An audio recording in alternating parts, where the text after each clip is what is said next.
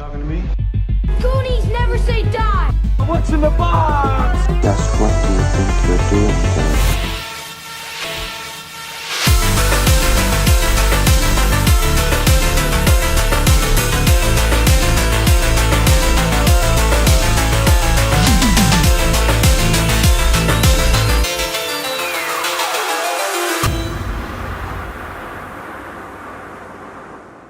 Hello, everybody. Welcome to Big Bang Cinema. My name is Isaac, the upholstery shirt Anderson. I am Tyler Keane. Oh, well, I can't think that goes with upholstery. just like Star Wars, that was a disappointment. Absolutely. But guys, this is a movie show where we talk about movie news. Movie reviews. And every single thing in between. Thank you guys so much for coming and watching us. We got a lot of great topics up for you today. And specifically, there's two that are kind of related, but at the same time, Should not exist. should not exist. Yeah. Yeah. So it's almost like these Star Wars sequels. That's what they have in common. They shouldn't exist. They shouldn't exist, but they have a big screw up parent, and hopefully they will become successful children. But we'll figure that out in just a minute. Absolutely. Don't get ahead of ourselves. But speaking about successful children, Billie Eilish has been recruited to make the James Bond theme song for No Time to Die. You might ask who she is. Well, all I got to say is I'm in there with you. I have no idea. I thought you were going to say I'm the bad guy. No, absolutely. Do you think I know one of her songs?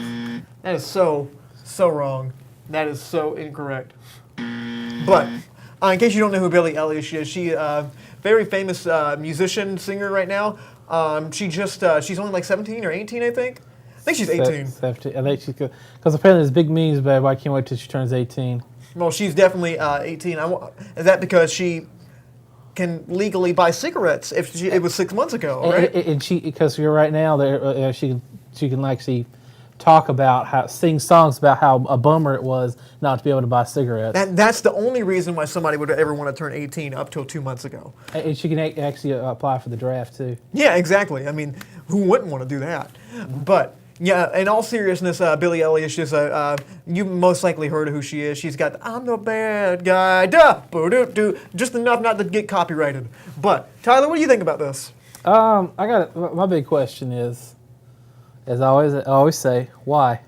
Because Billie Eilish is probably one of the most popular musicians now. You want to guess how many Spotify listens she has? I'm gonna tell you, her fans are like 14 to 18, 17-year-old girls. Do you think they're gonna go watch James Bond? Well, I think a lot of like grown, like maybe like 20-something, 30-something, also like Billie Eilish too. You think they're Her gonna music plays everywhere. You think they're gonna go watch James Bond? Yeah. Absolutely not. Not 14 or 15-year-old girls. Absolutely not. Her biggest fan base is not going to watch James Bond. Well, I think that granted, Madonna did what was the one where he was surfing? Die Another Day. I blocked that one out of my memory. No, a good day. No, Die Another Day. Yes. It was the second most tragic thing that happened in 2001. But yeah, I think this is a pretty solid decision. I think that she's right at the height of her popularity right now.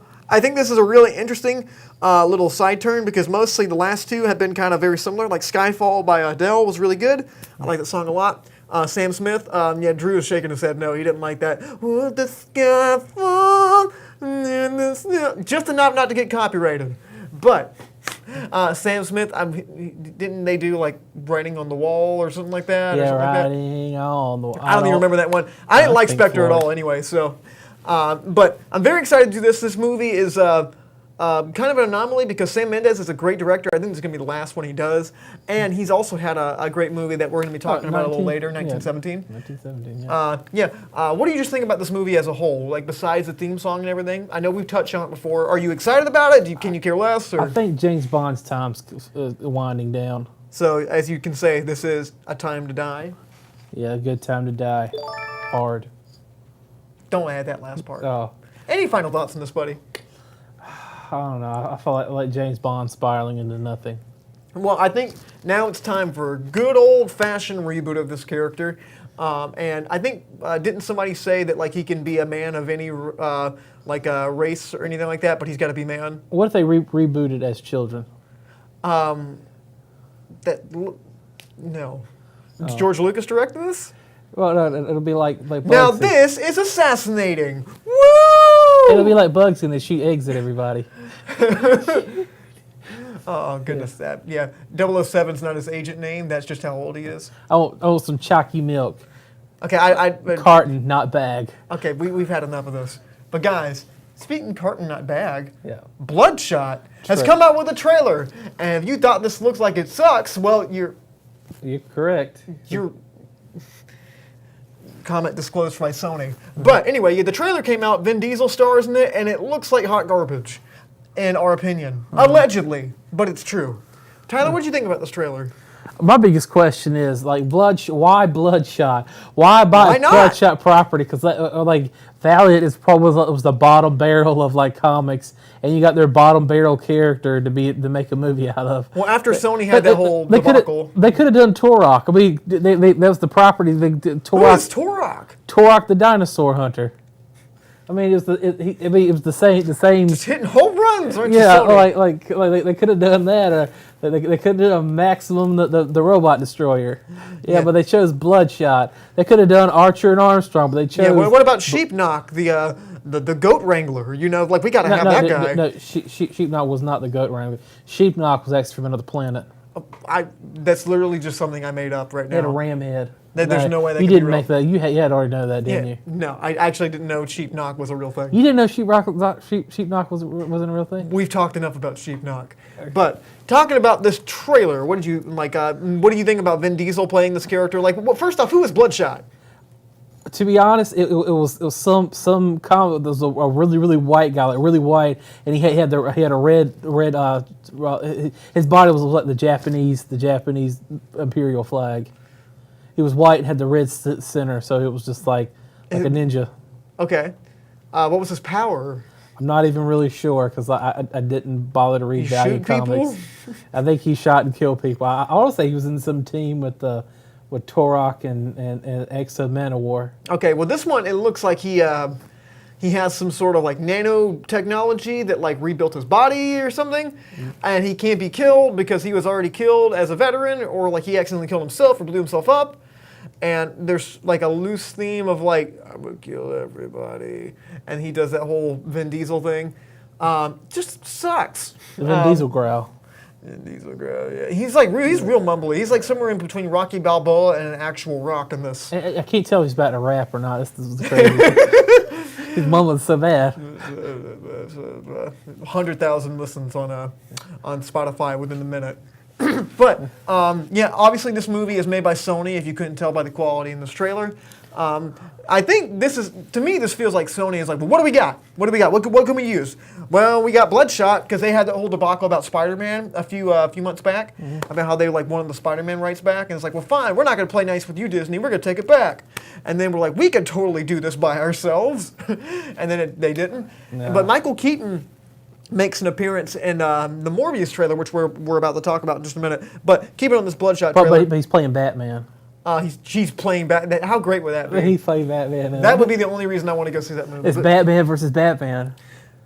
That is true. Batman versus the Joker, technically. Well, Batman versus the Vampire Joker. This is gold, man. This is gold. Gold.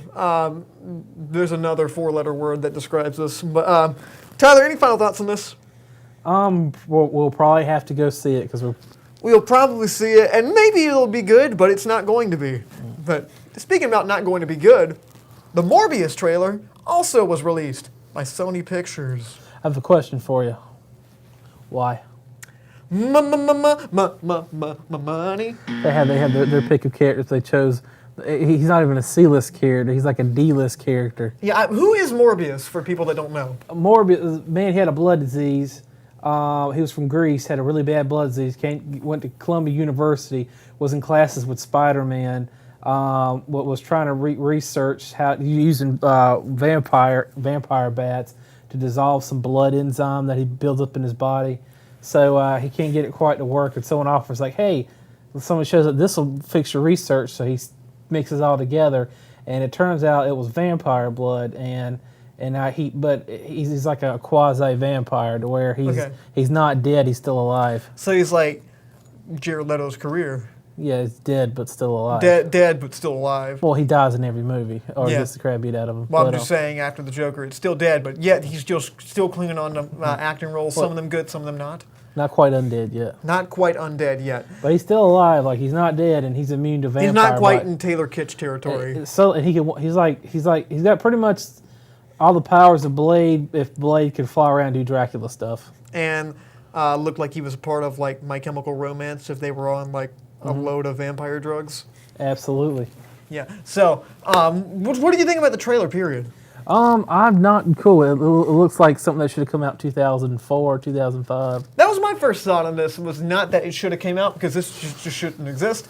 But it does feel like something that was attempted. Like it feels like the Elektra era, or like maybe like right around when Twilight came out and everything. Kind of that whole feel, that whole kind of plot line, the whole vampire thing is just kind of. Man, I forgot about Elektra. Oh yeah. Now you made me remember it, man. That's terrible. You don't remember when she was throwing knives? Shame on you, man. Shame on you making me remember. You don't remember when she was throwing knives and it was going, "Wake me up, wake me," just enough not to get copyrighted. But yeah, I don't like this trailer at all. I thought it sucked. And I looked, and it was a Sony picture. And at the end of this trailer, Michael Keaton shows up. Also, Matt Smith, who is not in Star Wars Episode 9, is in this movie. See, the whole point. What a great career move. You know why Sony even has the rights to this?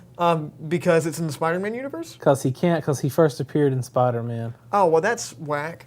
And they try to set it up that he's in the same universe as Spider-Man because there's this photo of Spider-Man in there. It says murderer, and Michael Keaton shows up at the end of this. What do you think about him being in the universe as Spider-Man? Which technically means he's part of the MCU. He should have been in the Blade universe. He should. Well, technically he's going to be because Blade's going to be part of the MCU. Like, he should have appeared in Blade rather than Spider-Man, because, like, back in the day, like, when he first appeared, he had a whole bunch of other stuff, and he teams up with werewolves and other what. So it's kind of like you're going to have the vampire without the werewolves or anything else to then team up with. Yeah, it just doesn't feel like it fits in that universe, but... Does not at all. But it's more like, well, we have rights to this. Why not make money? So, any final thoughts on this before we go on? If Apple buys Sony, Marvel gets the rights back to this. We'll find out. But guys, thanks so much for sticking around with us for Movie News. Time for our segment of the week. BBC Short Take is what it's called. And today, we're talking about the Oscar nominations. Now, the 2020 Oscar nominations just came out. We're not going to go over all of them, like Best Sound Design, Best, Best, I'm trying to think of like another inconsequential one, Best Editing. We're not going to go over those. We're going to go over like the big 8, okay? And we have the first one up here right now. And so let's go over this. Actually, it's the big 6, not big 8. Very sorry. I'm thinking about the Hateful Eight with this guy's face right up here. I'm talking, of course, about Leonardo Dicaprio. But Best Director, okay? So we have all of the nominated directors up here. So we have Sam Mendes, Martin Scorsese, Todd Phillips, Bong Joon-ho, and Quentin Tarantino, okay? Once Upon a Time in Hollywood. That's what it should have been called. Once Upon a Time in Dirty Hollywood. That's what it should be called. Some dirty feet in that. Well, that's all his movies, sir. Yeah, back to the nominations. Yeah, because that's a whole conversation. I would probably say Todd Phillips or probably Quentin Tarantino, one of the two, interchangeable. Okay. Why do you say that? Well, Quentin Tarantino's always the given, man. He's the guy's studio gold. And then Todd Phillips, like I give him the underdog because I think a lot of people are threatening the studio to give him the director. Oh, yeah. Or a lot of people are calling in threats to the to Hollywood. Them incels. Yeah, the incels. And they need to send a message. Todd Phillips needs best director. Okay. Well, I think that possibly. I think Tarantino is probably going to win. I would like to see Bong Joon-ho win, but he probably won't. He'll probably be the snub of the year, or possibly Martin Scorsese with The Irishman, just because that's a very well done movie. My personal choice, Sam Mendes, but it's probably not going to happen. But Best Actress. So we have Cynthia Erivo. Whoop, goodness. Let's go back to the other one real fast. So we had Cynthia Erivo, Harriet, Scarlett Johansson, Marriage Story, Saoirse Ronan, Charlize Theron, Renee Zellweger. What is your choice, Tyler? I'll probably say Scarlett Johansson, A Marriage Story. Now, why do you say that over all the other ones? because I didn't see the movie The Marriage Story because, like I said, it has very little that I'd be interested in. Okay, you're just taking it upon pure faith that she was good in this movie. Because that's the movie I've come closest to watching. Closest to watching was The Marriage Oh, Story. you haven't seen Little Women? Sure didn't. Okay, I think Little Women's really good. I don't think Saoirse Ronan's going to win. They want us to read the book in class, and I'm like, I had to sit through the book. I'm not watching the movie. Yeah, I think Scarlett Johansson for Marriage Story is going to win. Harriet and Judy, I thought about because they the Academy likes them message ones or they transform themselves. So possibly Cynthia Erivo, but it's going to Scarlett Johansson. I'm pretty positive of it. But anyway, down here is Best Actor: Antonio Banderas, Adam Driver, Joaquin Phoenix, Jonathan Pryce and the Two Popes, Leonardo DiCaprio. Which one are you choosing? Jaquan Pahoenix. That's what I'm picking. Joaquin Phoenix. Yeah. Okay, that's the one that our executive producer Andrew Small. He was either quoting West Side or he was saying number 3. So I think it was number 3. My vote's for Joaquin Phoenix too. I'm pretty positive that he is going to win that hands down. But next slide. He's going to get what he deserves. Yeah, he's going to get what he deserves, and it's going to be like handing him an Oscar like that. He'll get what you deserve. You're going to get what you deserve. You just brought me up here to make fun of me. You called me an incel icon. I know. And he got what he deserved. Enough about that joke. Best Supporting Actress: Kathy Bates, Laura Dern, Scarlett Johansson, Florence Pugh, and Margot Robbie. Scarlett Johansson, because I want to see her win an Academy Award for Best Actress and Best Supporting Actress. I'm going Margot Robbie with Bombshell. I think Andrew also says that too. I think I would like to see Scarlett Johansson win because I like that character in Jojo Rabbit a lot. I thought her arc was really awesome. I thought it'd be cool if she got 2 Best Actress and Best Supporting Actress. But imagine they'll probably give this one to Margot Robbie or maybe Kathy Bates. Who saw Richard Jewell for real? Like your grandpa? For real? Probably your dad if he's retired and he's going to mention it next holiday. It's like, that was a good movie. When's it going to be on Netflix? It's what was the Steven Spielberg movie a few years back that was essentially... A few years back. A few years back. Oh yeah, a few years back, yeah. Oh yeah. A few years back about the spy and everything that nobody saw. Oh my gosh. Bridge of Spies? Was it Bridge of Spies? Nobody saw that, but maybe your retired father. If he was a war veteran, he most likely saw that one and he loved it. I thought it was boring. But Best Supporting Actor: Anthony Hopkins, Al Pacino, Joe Pesci, Brad Pitt, Tom Hanks. Which one are you picking, bud? I'm probably going to go with Joe Pesci. Now why do you say that? Because Joe Pesci needs an Academy Award. I think so too. But my best bet is probably Brad Pitt for Once Upon a Time in Hollywood. He'll probably win. He won the Golden Globe. My vote's for Tom Hanks, A Beautiful Day in the Neighborhood. I thought he did great. Andrew's vote is for Anthony Hopkins, The Two Popes. He said that screenplay's really good. I have not seen the movie or read the screenplay, but I cannot wait. Best Picture. This is the real meat and potatoes right here. Ford vs. Ferrari, Irishman, Jojo Rabbit, Joker, Little Women, Marriage Story, 1917, Once Upon a Time in Hollywood, and Parasite. Which one? I see 3 already. I'm gonna probably go with Joker. Okay. Have you not seen? Which ones have you not seen? I know Marriage Story. I didn't get through all the Irishman. The movie was 9 hours long. Yeah, with intermission. I didn't watch Marriage. I came close to watching Marriage Story. I watched half of 1917, and I tried to watch Parasite, but it too for some reason it was in Korean subtitles. How unfortunate. How is that even possible, man? How do you have it's in for people that know Parasite is actually in Korean, so it's in he had a Korean. Double whammy, he couldn't understand anything. It's Korean that had Korean subtitles. He has to take it as a visual piece. But I think that this one's really difficult. I think Parasite is probably in the shoe-in because it'd be really interesting. It's probably going to win Best Foreign Film, though, and not Best Picture. So counting that out right now, 1917 is probably going to win. That movie is a masterpiece of filmmaking, and I thought that was super awesome. I want that to win, and I think it's going to win, but if I had to have a second choice, that is so difficult. It's probably going to be one that I don't think Joker's going to win. Probably Once Upon a Time's not going to win either. I'm going to go maybe Marriage Story. Andrew's votes for The Irishman. Maybe. 1917, close runner-up Marriage Story. So, final thoughts on this? I say Joker should win it. Joker should win. Who do you So- think is going to win? Probably 1917. Heard that. I think. But guys, what do you think is going? Who do you think is going to win? Let us know in the comments at facebook.com/Studio67NCC, or you can let us know on Instagram at Studio67NCC. It needs to win and send a message. And send a message. Yes, that everything burns. But also, a lot of fun fact that if Joaquin Phoenix gets the Academy Award for Best Actor, that means that one media character has received two different actors playing the same media character has been given Academy Awards. Okay. It's the first time in history. Oh, really? Yeah. Did not know that. Well, maybe we'll make history this year. His performance is definitely really good. And I'm writing a paper about that screenplay, too.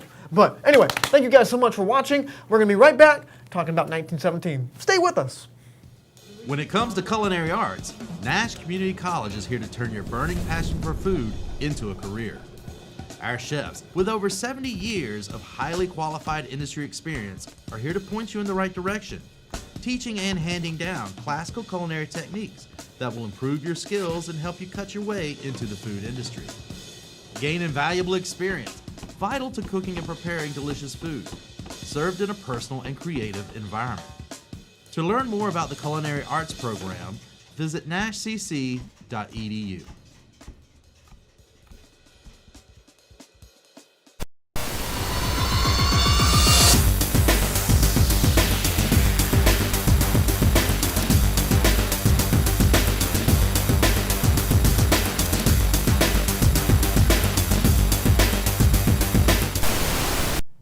Hashtag the Lighthouse was snubbed. Guys, welcome back to Big Bang Cinema. My name is Isaac. William Dafoe should have been nominated for Best Supporting Actor. Anderson. I'm Tyler, the Lighthouse Didn't Make Any Sense Keen. And time for our movie review, which is 1917. I was hoping you'd remember. Yeah, 1917. So Tyler, what is 1917 about? It's about the war in 1917, the World War I. And it's about two young upstart British soldiers who have to leave the trench and deliver a message about an upcoming ambush. So yeah, man, to stop Something. To stop something, yeah. That's essentially what the movie is. So Tyler, what did you think? Well, for me, the movie felt really long. It was only, you said 2 hours, but I got I don't know. Did I even get halfway through the movie? I don't know. I wasn't there. Like the part where I stopped at the dog fight. Yeah. So you didn't get past the first act. Yeah. Okay. So it was really long. So And I Tyler fell may or asleep. may not have watched this under illegal circumstances. And like 1 in the morning. That's a war crime, you know. It is a war crime. Bootlegging a war movie. And then what really gets me too is that it was in I think I bootlegged it out of it was coming out of Switzerland. The servers coming out of Switzerland, so they were never even involved in this thing in the first place. Yeah, I'm like, what are you doing? The most neutral country out there? Yeah, I just bootlegged for the We make our money not off of wars, but war movies. yes, that's definitely how they made their money off during the wars. Okay. But I thought the cinematography was great. The way the shots were painted, everything was great. The effects were really good. The lighting was really great. Like you can really, because usually when you have a war movie, it's always dark, it's always gray, it's always rainy, it always looks depressing. But they had some nice colors and with it. It kind of like it really felt like you were kind of there. Like what it would be like if you were there to see it. So I thought that was a really nice touch to it. Yeah. They didn't do the usual war drab. Yeah, well, you didn't see the rest of the movie, so I'm gonna speak from watching the whole thing. Like I know you said the first part of it. You stopped right when I thought it got really interesting, but I loved this film. This quite possibly is supposed to come out of 2019, so it's one of the best movies of 2019, if not the best. One of the best, like one of the most well done movies I think I've seen in a long time. Like just, it's super well directed, super well shot. The big highlight for me, along with the direction, in case you don't know, Sam Mendes, the director of American Beauty and all those last few James Bond movies like Skyfall, he made this movie too. Roger Deakins, the cinematography on all these Coen Brothers movies we know and love, like No Country for Old Men, Fargo, and Blade Runner 2049, the Denis Villeneuve film. He did the cinematography on this, and this movie's supposed to look like one shot. I've never seen another movie, like a war movie like that done quite like that. And obviously, it's not one shot. It just looks like one. I mean, it was beautiful. I'm gonna say it was beautifully shot. I gotta say that is I gotta say that if an award gets nominated for cinematography, it's gonna be this most likely the winner for it. Yeah, and he should most certainly win Best Cinematography because it is amazing and it looks beautiful. Like without giving too much away, there's a scene that involves a flare in an old city that is probably one of the most like one of the best looking sequences I think I've seen in a film in a very, very long time. I've literally never seen another scene quite like that, done quite like that. And it shows them, you can pull up online how they did that kind of scene and everything. Highly recommend watching this on a big screen. There's nothing quite like it. Watching it at home is not the same effect. I need to go see it again on the big screen. And there's moments I genuinely did not expect. I thought in my head, I'm like, oh, it would be kind of interesting if they did this or that. And they did, but not in the way I expected. And I mean, obviously it's war and you're going to see some death. Some of the way the deaths are handled in this movie are some of the most heartbreaking and like gut-wrenching things I think I've seen in a war movie like this. And just like within the first 10 minutes, you know exactly what they need to do, where they are. It sets up the world perfectly. You can just watch this without any sort of sound, and you would probably understand what is going on. And just from the visuals, the world building in there is great. I mean, the sets are awesome. The acting is great. I didn't know who the both two main actors were. And right when you stopped watching, something major happens that I genuinely did not know was going to happen, and it was probably one of the most emotional scenes of any movie last year. It was just heartbreaking, that scene, and the movie just has to keep chugging on. It's just like war, and it happens so fast, and it happens in real time. You're experiencing this, and just like, oh my goodness, like just 25 minutes ago we were like here, and now we're here. Like, how in the world has this happened? That's like how real war is. So overall, this movie's great, fantastic film. I'm gonna give this movie a 9 out of 10. I'm probably going to go up on that, but I really don't give movies anything higher than that, like 9 out of 10, just from the technical achievement. If I had to say anything negative about it, there's not a whole lot of necessarily character development, but it's not really about that. You get everything you need to know about them. For what it was, without having to have a scene where you sit back and he goes, my kids live in the countryside, I was recruited. It doesn't have a scene like that. Like, it doesn't have exposition dump scene. Great. Fantastic. 9 out of 10. 7 out of 6. 7 out of 6, because you didn't see it. No, what happened to 5 out of 7? Oh yeah, 5 out of. Well, I give it 5 because I did not see enough of the movie to actually give it a proper score for it. Okay. Well, guys, what did you think of 1917? Did you see 1917? Are you from 1917? Do you live in 1917? Let us know at facebook.com/Studio67NCC. We'd love to hear what you guys have to say. Thank you so much for watching. And next week, we're going to see a film that's quite on par with the technical achievements of this movie. It's Bad Boys for Life. Another masterpiece, a simple masterpiece. Just, you know, when Will Smith and Martin Lawrence come back and Michael Bay sits in producer, you know you're about to see art. Like, it's kind of like it's almost a perfect storm. like a George Miller meets Fellini, is what I think. I think it's more of like an Art Nouveau, kind of like a maca. So I think it's right around that part. So Yeah, you know, it's maca. It's mocking me dread going to see it. it's like maca, the life of the Slavs. I mean, I thought that's Drew's about, shaking his head like that. I think it's time to end. It's artwork. Okay, thank you guys so much for watching. We're going to see you next week. Stay lovely. It's like putting fava beans, liver, and We should just stop. and chiate. Enough.